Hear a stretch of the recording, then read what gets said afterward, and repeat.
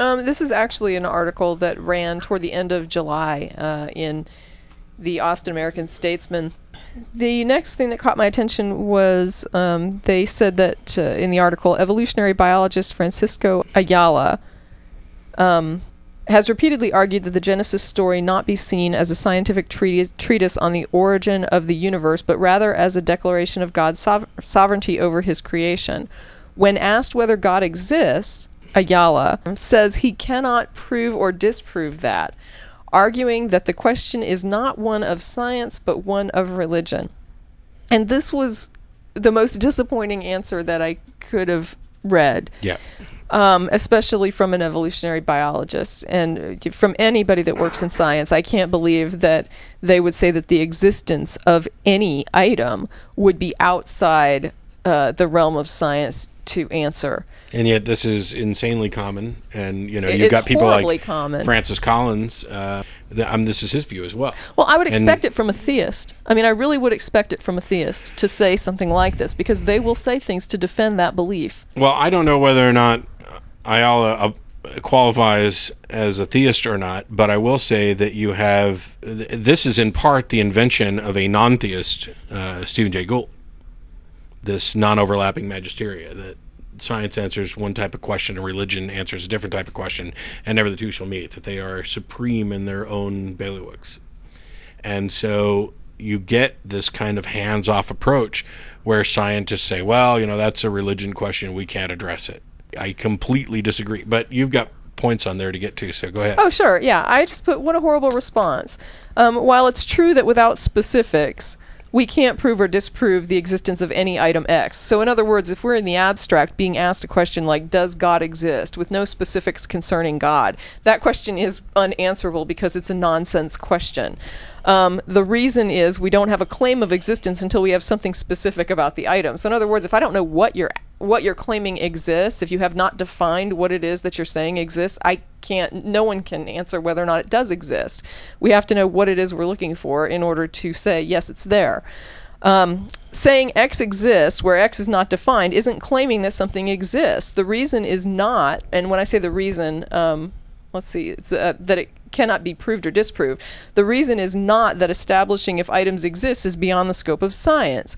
Either the word exist means something or it does not. If it's true that we cannot establish item X is actually there, what that means is that we cannot say item X exists, and that we must acknowledge that to the best of our ability to discern, the item is indistinguishable from nothing, which places it squarely outside the only meaningful category of existent items until such time as we can find a way to distinguish it from nothing.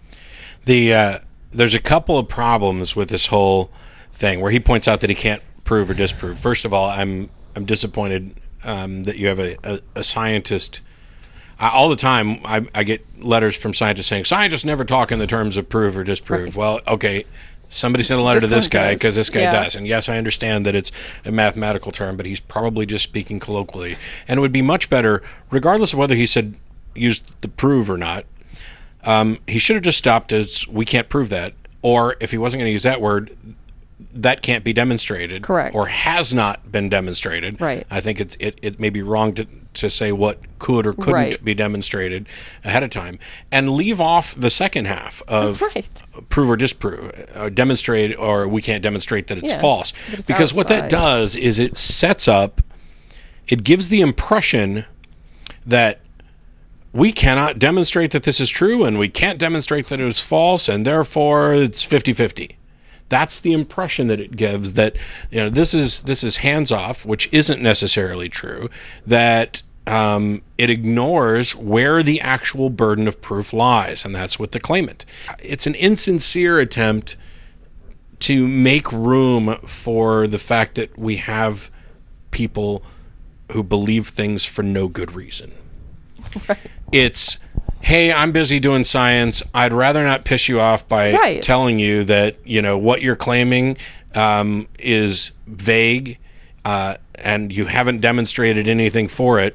And I would rather say that I can't disprove that and you can't prove it, so that you don't feel so silly about accepting this delusion without, Right. evidential support. I mean, even James Randi, who doesn't love James Randi, but I remember the day that he announced that he was going to start including religion in his skeptical, realm. I remember that day too, because it's one of the reasons that I'm actually an atheist now. Really? Yeah. I'd been a fan of Randy. I emailed him when he did that, and I just said, thank you for including this now, because it needs to be included. Yeah, I'd been a fan of Randy's and reading Swift, and I was already either an atheist or approaching, acknowledging, accepting that. And it's when he decided to do that, granted, he hasn't gone all out. It's not like he's launched an attack on religion. But when he decided that he was not going to ignore that particular subject. Not to give it immunity. All of a sudden, there were links to follow to other links to follow to other links, and it was a beautiful thing.